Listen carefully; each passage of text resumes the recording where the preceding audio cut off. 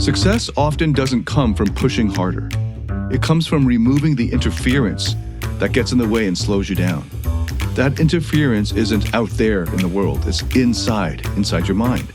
Tony Robbins put it in a really memorable way when he said, "The chokehold on any business is the psychology of its leader." Let that sink in for a moment. The bottleneck in your business or your career or your life could be the way you handle pressure, how you process fear, or what you believe about your ability to lead. And this isn't just about performance. It's about the ripple effect your inner game has on everything you touch, every area of your life. Welcome to Beyond Success, the podcast for high achievers seeking deeper meaning, fulfillment, and purpose. Now, here's your host, world-renowned leadership coach and therapist, David Tian, PhD. When it comes to success in business or in life, most people focus on tactics, strategies, and skills. They invest in tools, build their networks, chase opportunities. But the thing is, none of that will work if you're holding yourself back on the inside. In this episode, we're diving into something most achievers overlook, the inner game. This is the foundation of every success you'll ever build. Whether you're leading a company, managing a team, or leading a family or relationship, mastering your inner game could be the difference between thriving and burning out. When you strengthen your inner game, you unlock clarity, resilience, anti-fragility, and the ability to perform at your best, no matter what challenges come your way. You'll tap into your flow, make better decisions, and create success that's not only sustainable, but meaningful. If you ignore what we covered today, you risk sabotaging yourself when it matters most. You'll hit invisible ceilings in your career or business or life. You'll make decisions from a place of fear or overwhelm instead of confidence and vision. And you'll keep chasing external wins while feeling like something really important is missing. I'm David Tian, and for almost the past 2 decades, I've been helping high achievers find fulfillment, success, and happiness in their personal and professional lives. And in this episode, I've got 3 points. Let's dive into the first, and this is on inner game. If you take away just one thing from this episode, let it be this: your internal world determines your external results. Let's unpack this. Many decades ago, Timothy Galway coined the term inner game in his book, a super famous book, The Inner Game of Tennis, and the subsequent series on inner game, and his insights have stood the test of time. He discovered that most of the obstacles holding people back from success aren't actually external. They're internal. It's not the competition, the economy, or the client that's standing in your way. It's the voice in your head telling you you're not ready, or what if you fail, or what if you succeed and people expect even more from you? Here's the twist. Success often doesn't come from pushing harder. It comes from removing the interference that gets in the way and slows you down. That interference isn't out there in the world, it's inside your mind. Tony Robbins put it in a really memorable way when he said, "The chokehold on any business is the psychology of its leader." Let that sink in for a moment. The bottleneck in your business or your career or your life could be the way you handle pressure, how you process fear, or what you believe about your ability to lead. And this isn't just about performance. It's about the ripple effect your inner game has on everything you touch, every area of your life.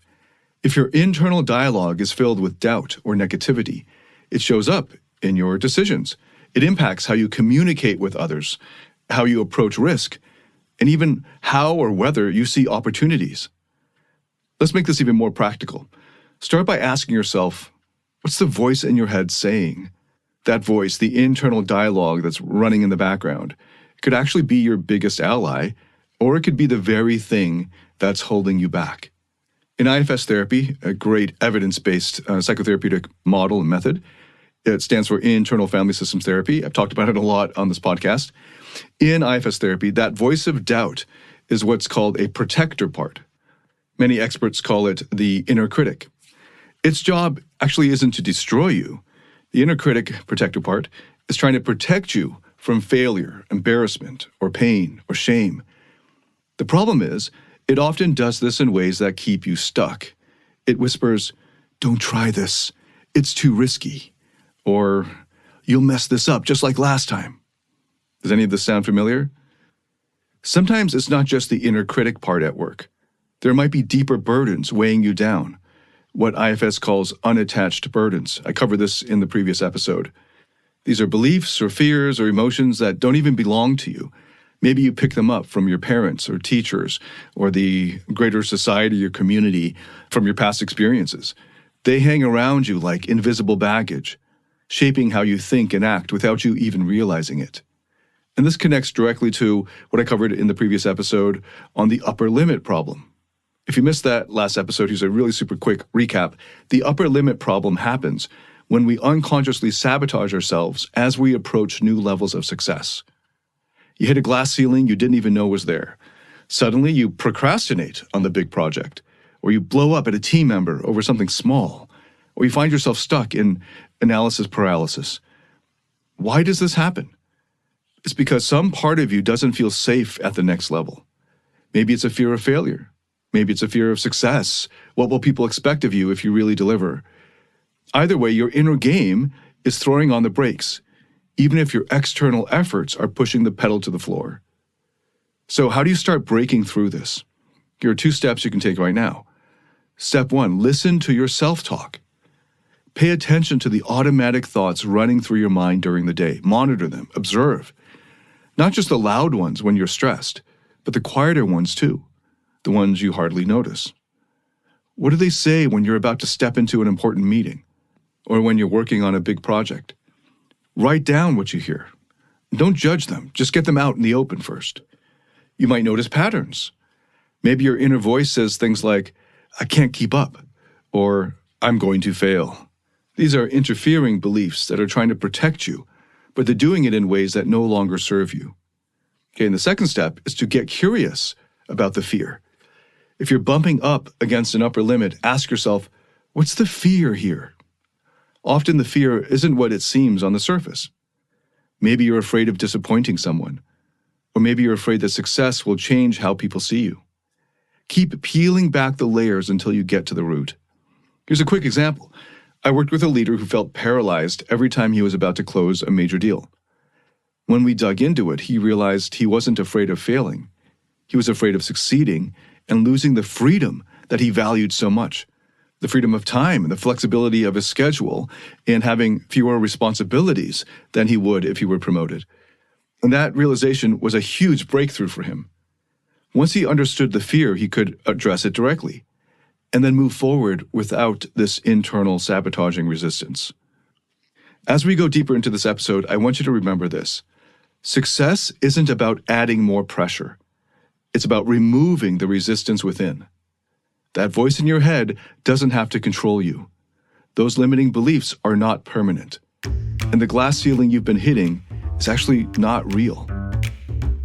Many high achievers struggle when it comes to managing their emotions or navigating their relationships, and they hit a wall when it comes to emotional mastery. Maybe you've noticed that stress, frustration, or anger is seeping into your personal or professional life, or you feel disconnected from those you care about. That's where David Tian's Emotional Mastery Program comes in. It's based on peer-reviewed, evidence-backed therapeutic methods to help you find happiness, love, and real fulfillment. Learn how to break free from the emotional roller coaster and start thriving in every area of your life. You can find out more at davidtianphd.com/emotional mastery. That's DAVIDTIANPHD.com/emotional mastery. Let's move to the second point, how to leverage flow and wu-wei for peak performance. If you've ever experienced that feeling where everything just clicks, where time slows down and you're completely in the moment, then you know what I'm referring to. That's flow, capital F flow. Mihai Csikszentmihalyi, the psychologist who coined the term decades ago, called it the optimal state for creativity, productivity, and fulfillment. And Csikszentmihalyi is a legendary researcher. Flow is powerful, whether you're leading a business, working on a big project, or stepping back into the dating world after a divorce or breakup. Entering a flow state can completely change your whole experience of life. In a flow state, your confidence grows naturally. You don't have to force it. Your actions feel authentic and effortless. And when that happens, other people, whether clients, colleagues, or your intimate partner, can sense it. But most people don't live in flow. They live in a state of friction, trying to force things, overthinking every move, second-guessing themselves. That's especially true in dating. If you're obsessing over how you're coming across, like crafting the perfect text message or replaying every interaction in your head, then you're cutting yourself off from entering the state of flow. The same is true in business. Overanalyzing kills momentum. So how do you create flow on a consistent basis? Csikszentmihalyi's groundbreaking research shows it happens when your skill level matches the challenge at hand. Too easy and you get bored, too hard and you get overwhelmed. But when the balance is just right, you can lose yourself in the process. And then it's no longer about the outcome or the result. It's about the experience itself, and you lose track of time. Now, flow isn't just a concept in the relatively modern scientific discipline of psychology. Flow is also deeply connected to an ancient Taoist idea called wu-wei, which predates flow by over 2,000 years. Wu-wei is often translated as effortless action or non-doing. But don't mistake this for laziness. It's not about doing nothing. It's about doing what's natural and effective without forcing things. Like a great surfer riding a wave, they're working with the ocean, not against it. This concept can have powerful results when it's applied in business and dating. Let's start with dating. In fact, I've co-authored an academic article on flow, wu-wei, and dating in a book published by Wiley Blackwell called The Philosophy of Dating. Wu-wei is about trusting your cultivated instincts, about letting go of the need to control every interaction, and instead allowing the connection to unfold naturally. You're attractive because you're authentic. You don't need to put on some kind of performance. And that's the kind of energy that people are drawn to, that they're attracted to. Let's look at this in a professional context. In business, wu-wei means playing to your strengths and aligning with your long-term vision instead of chasing quick wins or forcing strategies or force-fitting strategies that don't fit you. I've seen this play out with clients time and time again. One client, let's call him James, came to me after a tough divorce.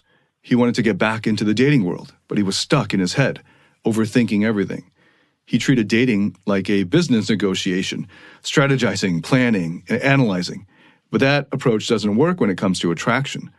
Women could sense that he wasn't present. His conversations felt forced. We shifted his focus to flow and wu-wei instead. I encouraged him to stop over-preparing and just start trusting himself more. Instead of scripting every conversation or text message, he practiced being in the moment. Instead of focusing on outcomes, like asking, "Will she like me?" Instead, he focused on enjoying the interaction itself, immersing himself in the interaction. And the result was, he not only became more confident, partly because he was no longer self-conscious, he was just present fully in the interaction, but women started responding to him in a completely different way. He wasn't trying so hard anymore, and that made all the difference. The same principles apply to leadership. Another client, a CEO, was struggling with burnout because he was constantly trying to control, micromanage every aspect of his business. He micromanaged his team and overanalyzed every decision. I helped him reframe his approach using wu-wei, and he started delegating more, trusting his instincts, trusting his team, focusing on what truly mattered instead. And not only did his stress level drop, but his company started growing faster because his team felt empowered. Here's the actionable insight for you. Align your efforts with your strengths, values, and vision. This alignment is the key to effortless mastery. When you're working with the grain of reality instead of against it, things just flow naturally. You make decisions faster, with less stress. You connect with people more deeply, whether it's in the boardroom or on a date.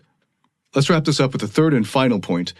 Mastering inner game unlocks leadership potential, team success, and dating or social success. If you're a leader, whether in business, your community, or your family, your inner game sets the tone for everyone else around you. It's not just about how you handle yourself in tough situations. It's about how your energy ripples outward. The way you show up, your confidence, calmness, emotional steadiness, all of that affects how others show up too.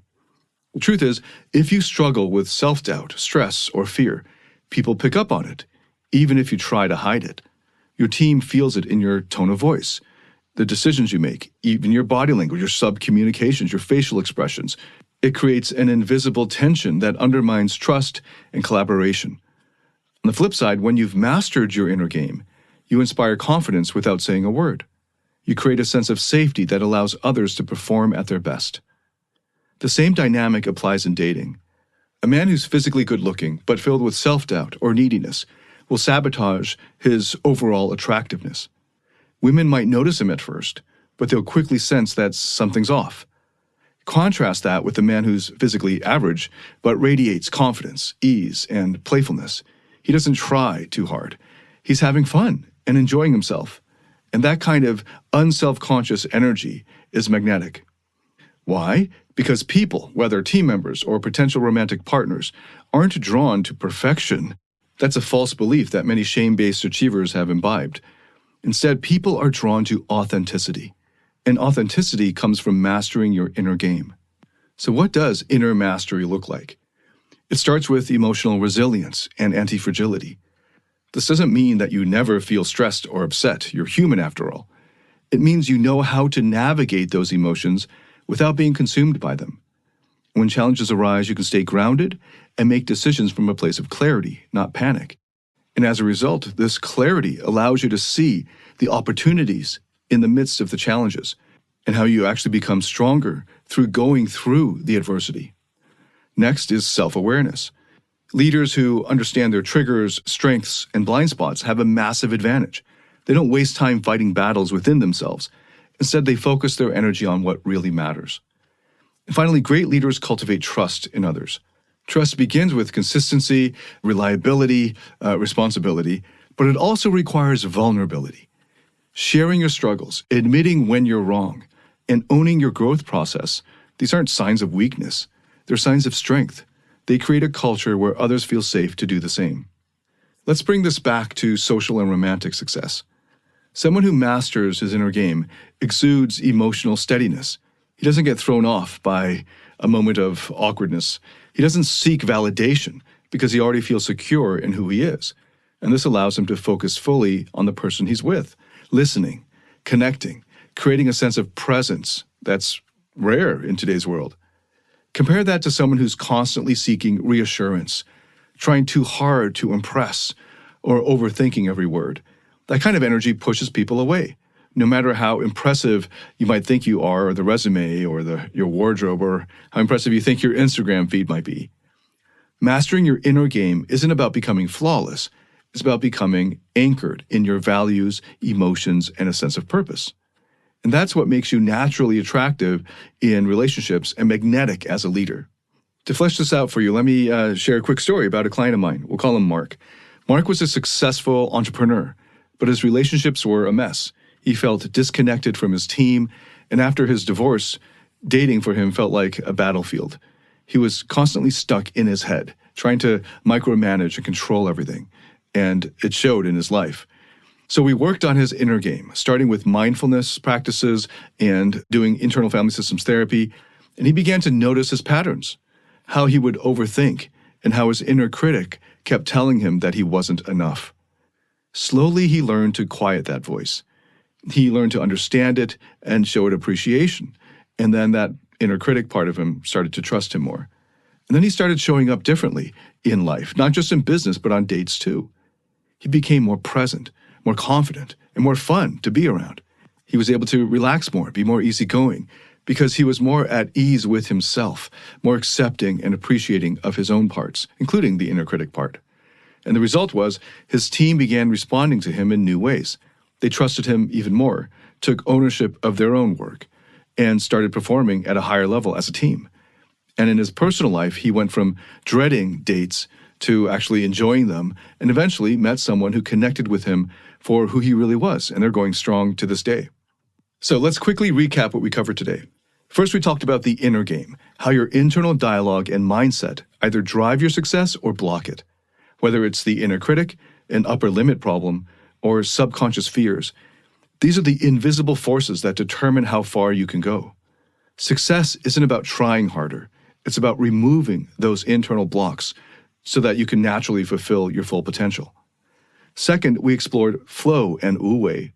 When you align your skills with the right challenges and stop forcing outcomes, you unlock effortless action and peak performance. This applies to business, relationships, even dating. People are naturally drawn to those who are fully present and aligned with their authentic energy and values. Finally, we dove into mastering inner game for leadership, team success, and social confidence. The way you handle your emotions and show up as a leader sets the tone for everyone around you. And the same goes for dating. Your confidence, emotional steadiness, and authenticity and comfort with your vulnerability are actually what make you magnetic. Here's something I want you to take really seriously. Improving your inner game isn't something you have to do alone. In fact, you probably shouldn't. I personally worked with over a dozen incredible mentors, coaches, and therapists over the past 2 decades. They helped me uncover my blind spots that I couldn't see on my own, break old, stuck patterns, and build the life I have today. The truth is, inner game mistakes are hard to undo once bad habits of thought or emotion are deeply ingrained. Professional guidance can save you years or decades of frustration and help you create meaningful, lasting change quickly. So if you're serious about growth, whether in your career, your relationships, or your personal fulfillment, invest in yourself. Find someone who can guide you through the process. Your future self will definitely thank you for it. Thank you so much for listening. If this has helped you in any way, please share it with anyone else that you think could benefit from it. If you liked it, hit a like or give it a good rating on whatever platform you're listening to this on. And I'd love to hear your feedback. So send me a message or leave a comment. I'd love to hear what you think. I look forward to welcoming you to the next episode. Until then, David Tien signing out.